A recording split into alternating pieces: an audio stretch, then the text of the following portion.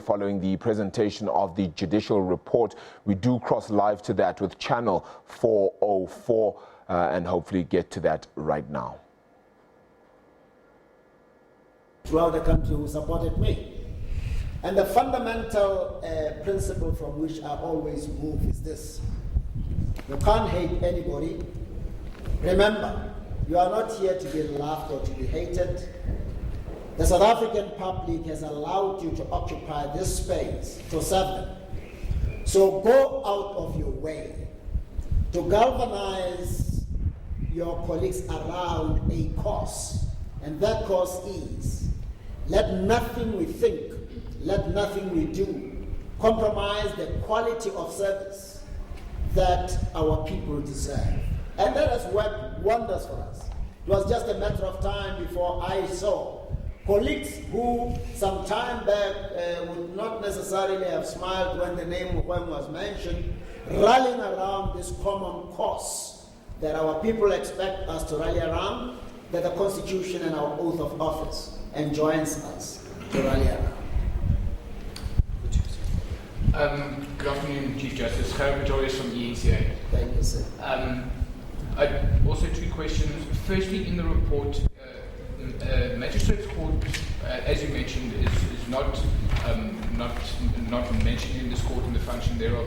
Just the reason for that, time constraints, is it too big? Obviously, there's more than 700 Magistrates Court in the country, and they carry the bulk load of the work. Just the reason why it wasn't included.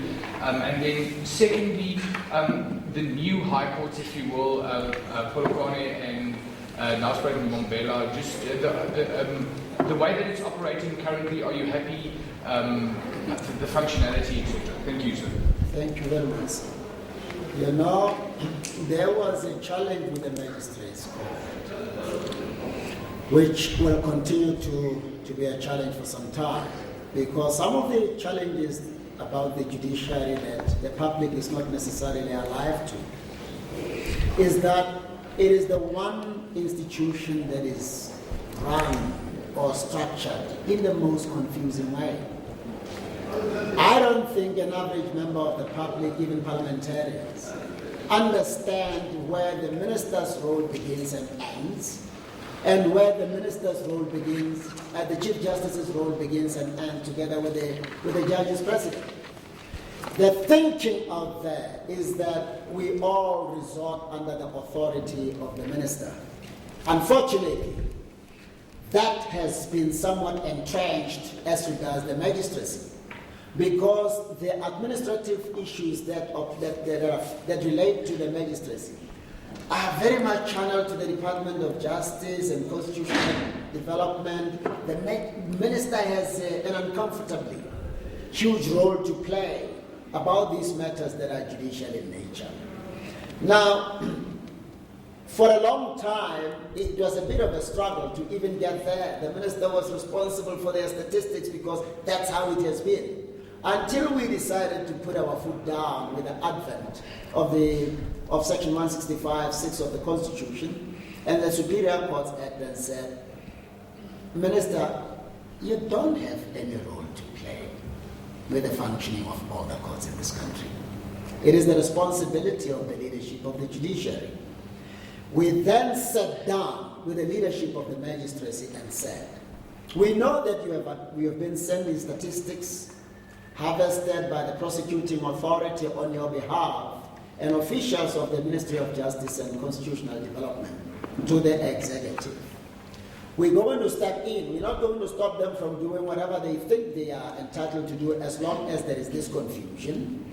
We're going to step in and do our own part as enjoined by the Constitution and the Act. Now, when I asked for reports, I didn't get a clear picture. I then decided to bring in Acting Judge President Musi, and say, Judge Musi, you were a magistrate before. You know the dynamics. I've been assured by my colleagues that it's all systems go. The reports on court performance are good, but I don't understand this. It doesn't make sense to me. Pour yourself into these reports and tell me, with the benefit of your experience, whether the report is right whether I can reply on it and tell me why the reports don't make sense to me. He looked at them and said, we've got to start all over again. And when he started all over again, I stand to be corrected, JP, was it this year or last year? Towards the end of last year. Then he got involved to sit with his colleagues with the benefit of being deputy judge president, having acted as judge president for a long time, and said, we've got to structure the reports of the magistrates in such a way that they are understandable and are in sync with the performance-related reports of the higher courts. So we were not able to factor them into the main report because a lot of spade work still needs to be done there. And we don't want our colleagues to look bad. We don't want it to look like they are not willing to report. They are. But we've got to make sure that whenever reports comes out, even we, when challenged about the state of those reports, without reading them again, we can confidently address issues in them, knowing that they are credible. Now, new courts, the Judge President of Mpumalanga High Court is there, here. The Judge President of Limpopo is gone. He has left. But here is the thing about Limpopo. I went there when the court was being opened. Well, there were massive challenges relating to the court, and even the magistrates' court in Limpopo. Happily, the minister was there. I said, come, let's confront these issues with the benefit of our officials present. We itemized the challenges and suggested what needs to be done within which time frames so that the magistrates' courts can function well. The only challenge remaining in relation with Limpopo, or challenges, are two. We had a challenge about the local division that is supposed to be established in Tzaneen, I think. Is it Tabazimbi or Tzaneen? Tabazimbi. The infrastructure is not available there to enable that station to function as a credible local division of the High Court. So that is the challenge, and to the best of my knowledge, it has not been possible, owing to resource constraints, to structure the magistrates' court there in a way that would allow the High Court to sit without pushing magistrates out, with the result that they are not able to go on with their normal business. Mpumalanga, there has been otherwise the other challenge for Limpopo has been water. The access road, which we have been assured has been attended to. In Limpopo, for a long time there was a problem with the access road. And two, water now. Apparently there is some underground water seepage or something underground is happening. Water can just be full on the floor where vehicles are supposed to park and so on and so on. I've been assured by the minister when I asked him what they have done about this, that he and the Minister of Public Works were attending to it in all earnest, and I have a reason to believe, has it been resolved now? Yes, the Chief Director of Court Services says it has been resolved. Mpumalanga, there has been a challenge in relation to the completion, but the JP is the JP is here. You used to be the JP of the area. The JP is here. He can give a briefing about the functionality of the court. The last thing I had to do with the operations was in relation to the practice directions that we had to prepare. But otherwise, as far as I know, the full complement of judges has not yet been proclaimed. It is the judge president, and I don't know how many other people. JP, what is the state of affairs there? We are still operating from the local magistrate's office, both in Bombela, which is supposed to be the main seat, and Metlebek being the local seat. The biggest problems has been access. But that issue seems to be close to being resolved. And hopefully, we will be in a position to move into a new building by January, if not by the end of February. And similarly, with regards to Metlebek, we have been using the criminal court, but we have created two civil courts at the old building, which is a heritage building, It used to be the commissioner's building. So we have created about 2 civil courts with the retention of the main court at the magistrate's office, which is almost like 100 meters away from this other building. Is almost also towards completion, and we hope that also by the beginning of next year we would be in a position to move into that building. So things seem to be in place. There has been a delay because, as we're saying, because of the access road, but that has been resolved. And by the way, Judge President Lahodi here is also the chairperson of the Magistrates Commission. So if you have questions about the magistrates and how they, there's the man that you must start with before you come to me. Yes, ma'am. Jan Betzolmer from VNCA. Chief Justice, in your address you did say that if the judiciary doesn't have the public's confidence, then it's finished. In your opinion, where do you think the level of confidence is at the moment? And if it's lacking, why do you think that is the reason? And then secondly, I don't know, my apologies, I don't know what the last update was, but the break-in at the Chief Justice offices. It's been a while. I think the last time the charges were dropped. Just an update maybe on that.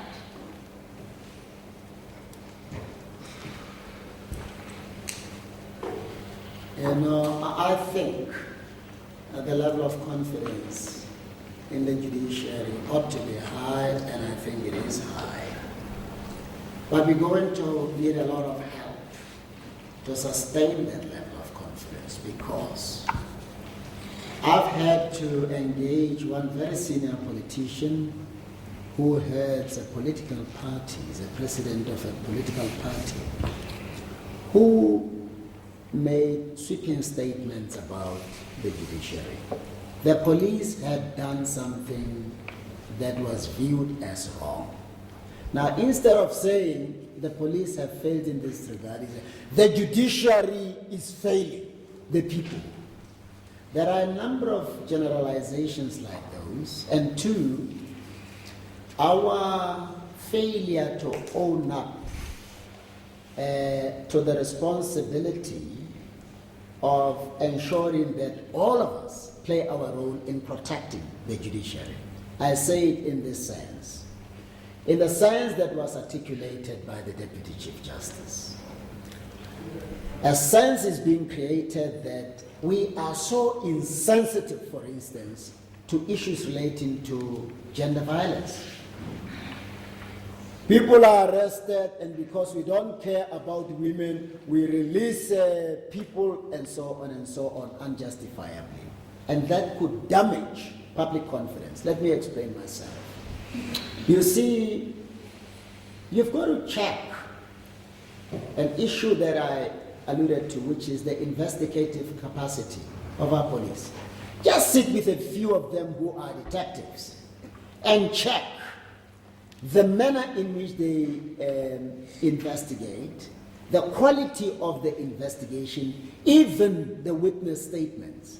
My own impression, which I shared with my colleagues in SABC behind closed doors, is that more capital, more resources need to be poured into SABC so that they can sharpen the investigative capacities of the detective service of the police. I even said to them, things like statement taking and so on. People, colleagues in the prosecuting authority and in the judiciary know a good police statement when they see it. We would be willing to come and lecture you on what is it that you need to check for as you take statements. I don't understand some of these things. For instance, a black man has raped a black woman, and a weapon used, then you refer to the genitalia of a man. Those are outmoded things. You really have to see how others go about dealing with these issues. And two, the delays in arresting suspects and bringing them before court. When statements are made, they say the judiciary is failing. Locate the problem where it is, and don't just locate it. What are the constraints for the police not being able to do that which they ought to do? And what is the role of the National Prosecuting Authority in this regard? As the docket is brought to them, what facilitatory role do they play and how to speed up the process of investigation, to guide the process of investigation so that there are unnecessary delays? When I was in France in July, I had a very extensive meeting with the top brass of the police there. One of the issues that I learned was that some of the cases, especially the serious ones, are never investigated without the equivalent of a magistrate being involved in the team. There's a magistrate who knows what it takes to convict and not to convict, providing the critical guidance that will help not only to speed up the investigation, but also to make sure that all the information that is essential for a conviction to resolve is there. So it is the police people, it is the prosecuting authority, and specially assigned magistrates to help in this process. And maybe that is the direction in which we must begin to go. Because once you've been involved in that role, you can't sit in court unless there is an admission of guilt. So that is part of the problem. And two, bail, for instance. I think we all as South Africans, including the media, owe this nation an obligation to educate them about the role of bail. Because these days, people just either stay outside of the court with placards and say no bail, no bail. And if the magistrate or a judge, in the proper exercise of their discretion, release people with bail, understanding what the purpose of bail is, the judiciary is condemned. Why? This is exacerbated by the views we express, those of us who have a measure of influence, because we believe and lead the public to believe that once a person is accused of having committed an offense, to demonstrate seriousness, those people must begin to serve their jail term. And the way for them to serve their jail term is to deny them bail.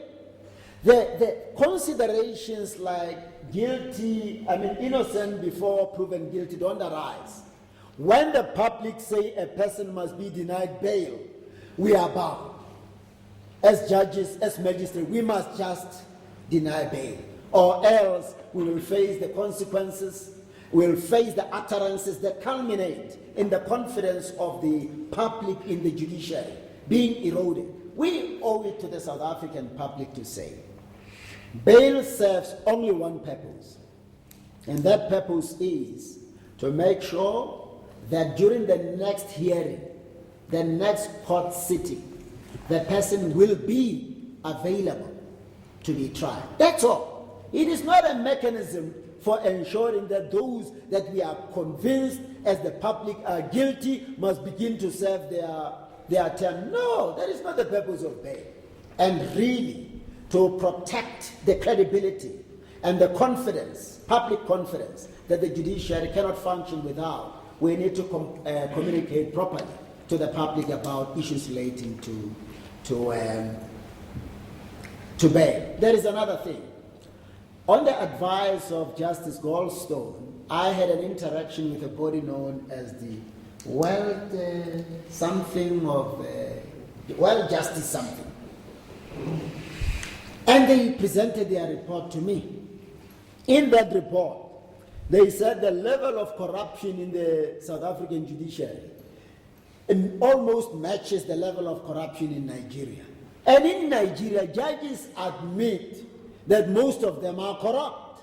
So I said to them, who did you interview to arrive at the conclusion that the South African judiciary is corrupt? They said, no, we read media articles. We also rely on some professors who provided information to the effect that there is corruption in the South African judiciary. I said, who did you consult? And what kind of research, if any, did they conduct to arrive at a conclusion that the judiciary of South Africa is so corrupt? Because I'm not aware of any corruption. It has not been brought to my attention. Now that can damage public confidence in the judiciary massively. So in a nutshell, even when we see the need to criticize judicial officers, let us not generalize. I had an engagement with somebody with interest in the affairs of the judiciary who was saying, you know, the number of judges who are acting at the Constitutional Court is such that they are likely to corrupt themselves so that they can be appointed. I say, well, then that applies to everybody who acts. It means when an advocate or an attorney acts in the High Court, hoping to be appointed, they will conduct themselves in a manner that will please the president, and so that the president can appoint them. It means as a High Court judge, you'll always be posturing in such a way that when you make yourself available either for the position of Deputy Judge President, the SCA, or the Constitutional Court, you'll be remembered for corrupting the system by trying to be administering justice when in fact you were pursuing a hidden agenda that compromises other people in the sense that they will lose as long as you are pursuing your own agenda. I said, be very careful, because we will be loath to say of other people, other professionals, that they are corrupt because they want to be promoted.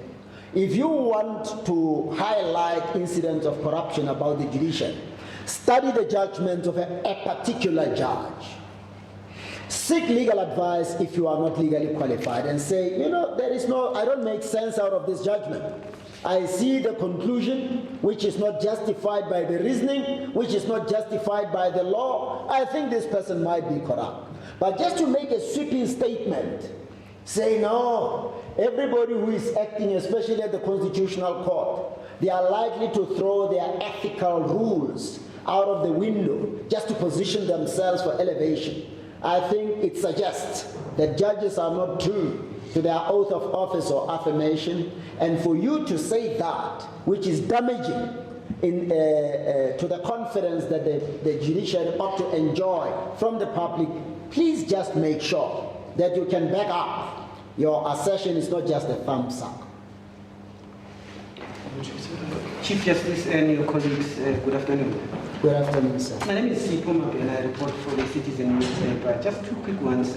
You mentioned that you have appealed to the SAPS to consider arrest and detention only if it's essential to do so.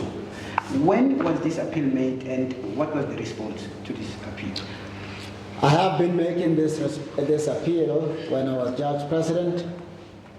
I have made this appeal several times in the meetings we have with, among others, SAPS, represented by the National Commissioner, or in the absence of the National Commissioner, those immediately below him, that please, you're clogging up the system, undermining your own performance, undermining the performance of the NPA, undermining the performance of Legal Aid South Africa and the courts.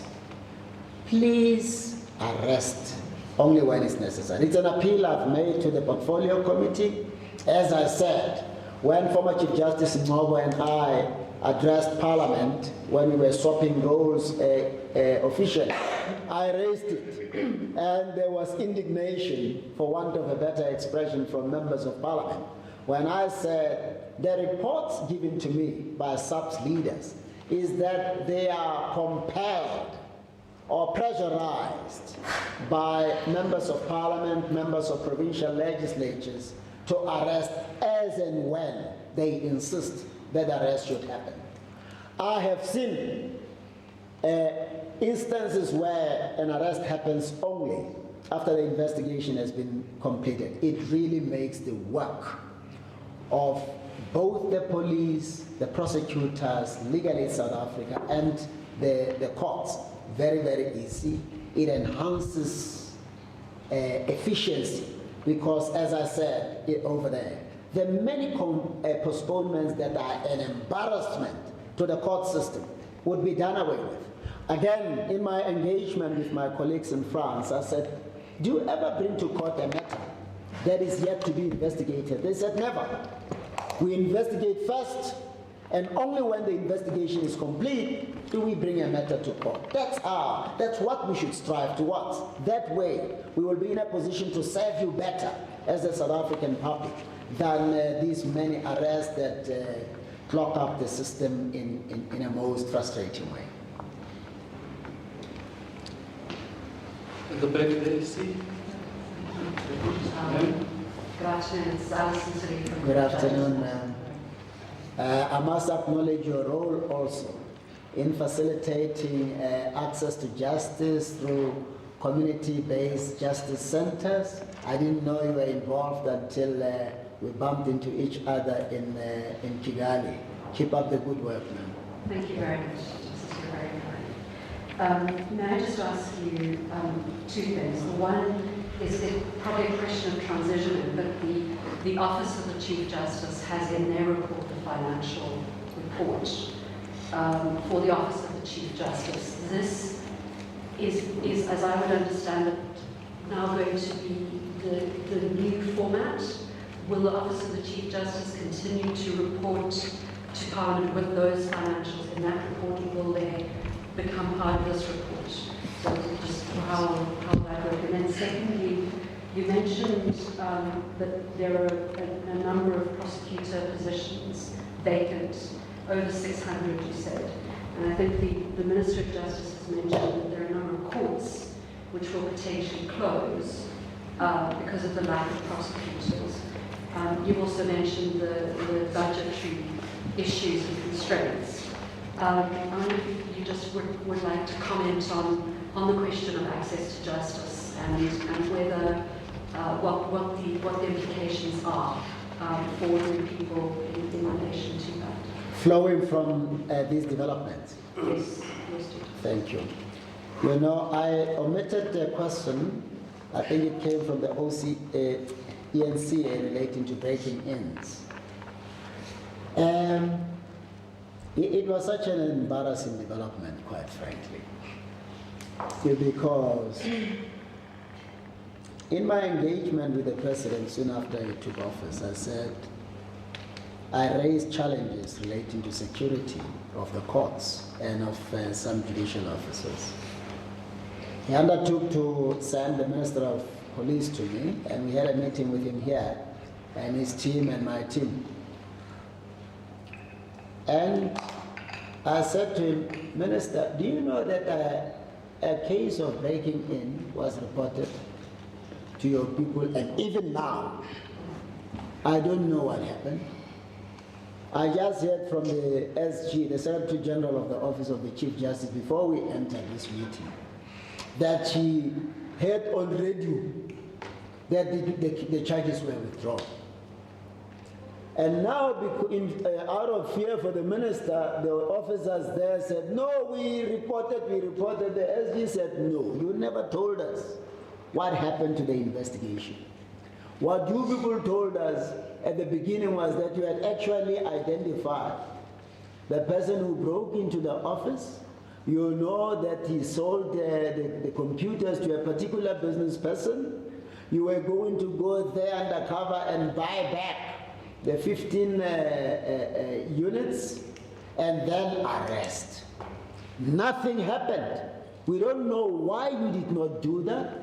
You told us that from the cameras across the street, the highway, you were able to zoom in and see the personalities who were involved. Now we don't know why you didn't arrest people. I said, Minister, what have we done for you not to give us feedback about this case? He was embarrassed.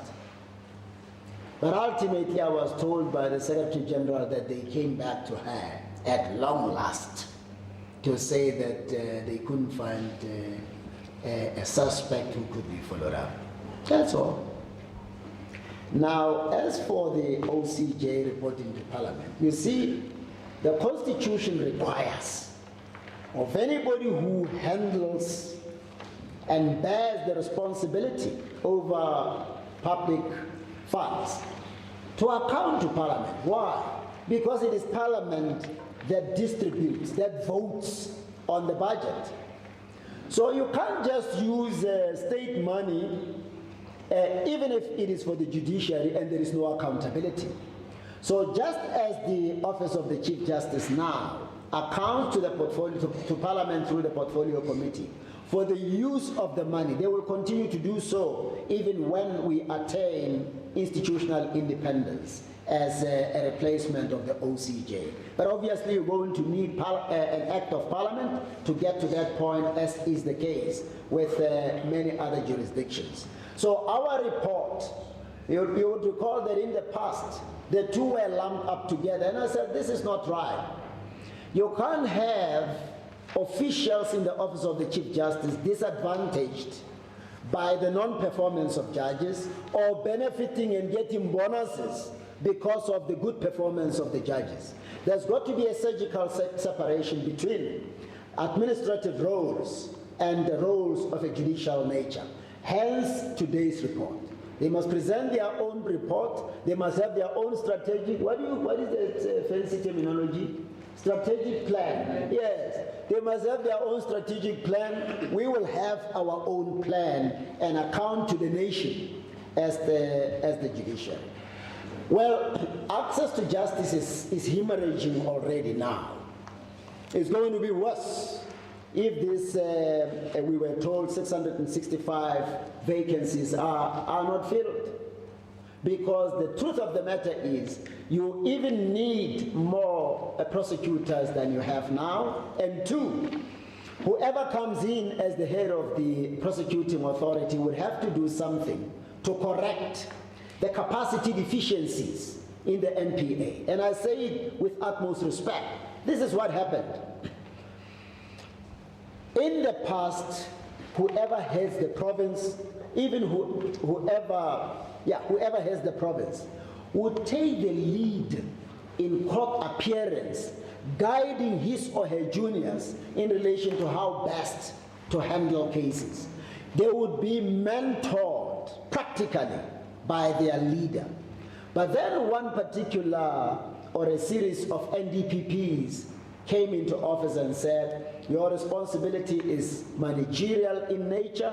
You are no longer going to have to go to court and leave it to your juniors. The result was the juniors were left without a coach who is hands-on. The coach was never there to see how they were performing, so that whatever advice they needed could then be given to them. The coach was now just reading papers, and that's when the decline of the prosecutorial capacity began to manifest. And I think something fundamental needs to be done there. I'm aware that former judge, now Advocate Hussein, has been assisting, or is it with Legal Aid? I'm not sure. With both. He has been assisting in that regard, but I think much more needs to be done, and the leaders of the prosecuting authority needs to be hands-on and to appear in court. I see Captain and then woman. Okay, I'm just sorry, CJ. I'm just clarifying on the JP Shorter issue, because I don't want to misconstrue your remarks. Because what you seem to be suggesting is that because the JP is not able to get the money that he wants for a QC, in what we all know is an austerity environment, this hearing, this disciplinary hearing, which has essentially been ordered by a court, where a court previously found that the decision not to proceed was irrational, it's not going to proceed. I mean, I just need to understand, because I mean, you've spoken so eloquently about the need for kind of transparency and accountability.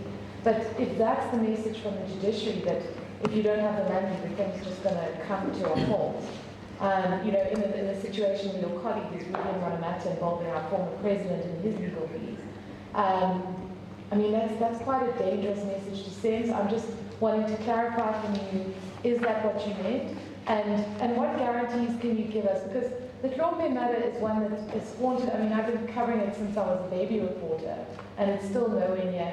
And it sends a kind of message, potentially, that the judiciary is unable to hold itself accountable, whether it's this or the Matata matter. And I think that that's why many members of the public, whichever way it is resolved, are just wanting a resolution. Even if it is the JSE disciplinary turning around and saying, we don't think that, you know, he's guilty or whatever. But, you know, it's the kind of thing that I think requires resolution. So from your point of view, what guarantees can you give that the JSE is actually going to finalize this Tlhompe matter by the end of your term, even, for example? I think a proper response to that concern or that inquiry is located in an understanding of how the system works when it comes to disciplining judges. You see, once a recommendation comes from the Judicial Conduct Committee to they call it the other JSC, comprising the minister and all the people representing the law society, the bar, the dean, and so on. Once we have that body excluding parliamentarians, once the matter comes before us, the recommendation is then processed whether the Chief Justice should establish a judicial conduct tribunal on the basis that we agree with the Judicial Conduct Committee that it's a matter that could potentially result in an impeachment. Now, the role of the Chief Justice and the Judicial Service Commission at that stage is to then establish a judicial conduct tribunal and appoint the head of the tribunal and the other two members of the panel. Once that is done, the matter is outside of my hands. I can't go to the head and say you are not doing it's a statutorily governed matter. It's just like a case that is going. At best you can inquire, oh, when are you going to finish? But I can't now intervene and take over. It's impermissible. So my confidence lies in the ability of those presiding in the different tribunals to do what they are required to do. Let me give you an example. It is for them to decide, for instance, when Judge President Hlophe says to them, I'm not able to proceed because I don't have proper legal representation. It's for them to decide. And when he is unhappy with their decision, he doesn't come to me, I'm out of the picture. According to the law, he must now approach the courts to challenge the decision, whether it is of the tribunal, the state attorney, or the minister. I don't get involved at all. That is why it was most unfortunate, as this matter, the matter of Judge Motata, the matter of Judges Spurg, Preller, Mavundla, and others was unfolding, that people were thinking that it was open to the Chief Justice to come in and say, wait a minute, you people are not entitled to exercise your constitutional right. That is for lay people. I don't have that power. So all of us, because ours is a law-governed society, must respect the principle of legality. We must not try to assume responsibilities that we are not allowed by the law to exercise. And sometimes pressure can be so much that you would want to prove to be proactive, to be in charge, in circumstances where you don't have the legal authority to do that. So I leave it to the tribunal, as I should, to process the matter. Let me tell you this, and it's not confirmed. I had some passing remark that at some stage, even the appropriateness of the presiding judge in that tribunal might be challenged by one of those involved. Now, even as a challenge in a court of law, what can I possibly do? I don't have the power to say, no, please. I'm the one who appointed this person. I have confidence in him. Don't challenge him in a court of law. We must always remind ourselves as we query whether it is within the capacity of the Chief Justice or any of the leaders of courts to do anything about the matter of concern. Unfortunately, I don't have any power there. As a wrap-up, ma'am? Hi, my name is Christophe Toy. I'm representing Gateway News, an African Christian news portal. If your office still stands to entertain our questions, as long as we have them, I can take you up on that. But for now, just two questions. You noted as you started speaking your speech today that the public confidence in the judiciary is based on your moral authority. Following from that, I'd like to ask you about the role of judicial activism in decisions in the court. Is it a reality? What are the boundaries? And perhaps also with that, to what extent one can and to does judges' own worldviews influence their work?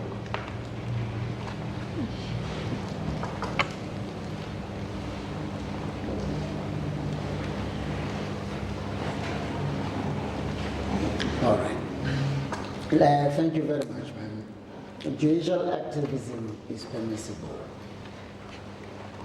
but there are bounds within which we all must operate as we become activists. And I believe the South African courts have largely embraced judicial activism because there are times when the situation cries out for judicial intervention, but when you look at the laws and even the Constitution, there doesn't seem to be any clear-cut answer flowing from the regulatory framework. I'll give you an example.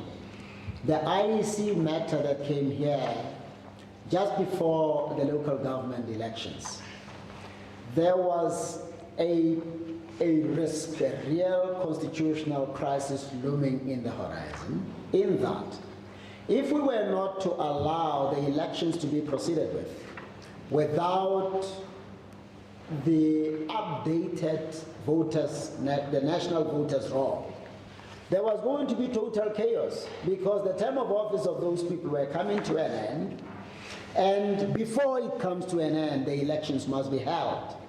Now, the dictates of judicial activism kicked in to say this is one of those few cases where we must bend over backwards in the exercise of our Section 172 powers in the Constitution to avert a constitutional crisis. Meaning, you must be realistic as a judge when you deal with the issues. Don't live in an ivory tower. Never assume that you are a victim of the law all the time. The demands of the time may well be such that you've got to dig deep until you find that answer on the strength of which a crisis might be averted. And occasionally it's just a matter of an injustice likely to flow from the strict application of the law. Happily, we have the kind of constitution that we have. You look up to it and say, what avenue, what possible avenue does the Constitution, particularly Section 174 or 72, allow me to use in order to address this problem? We believe, there's the terminology that I often use, and some of my colleagues, we believe in substantive justice. At the end of the day, be satisfied that you are not overly theoretical about life issues that touch human beings. Be realistic and look for solutions that will properly deliver justice to the people.